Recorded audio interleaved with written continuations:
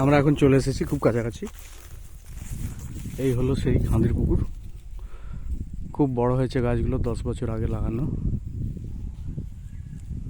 আয়লার পরের দিনে লাগানো এই গাছ।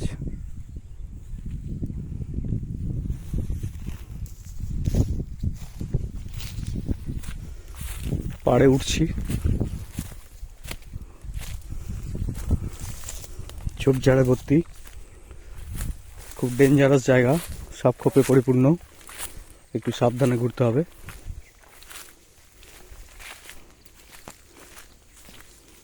গরু চড়িতেছে, পাখি ডাকিতেছে, সেটাই তো সুন্দর জায়গা।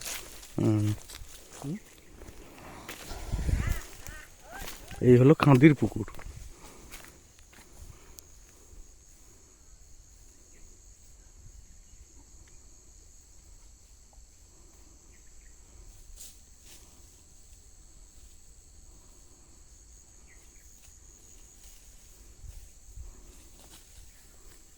শান্ত নির্জন জায়গা।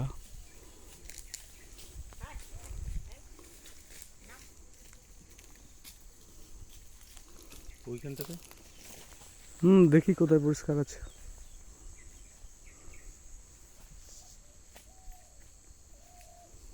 ওটা মাঝে কি করে নেমে গেছে? তখন মাটি তো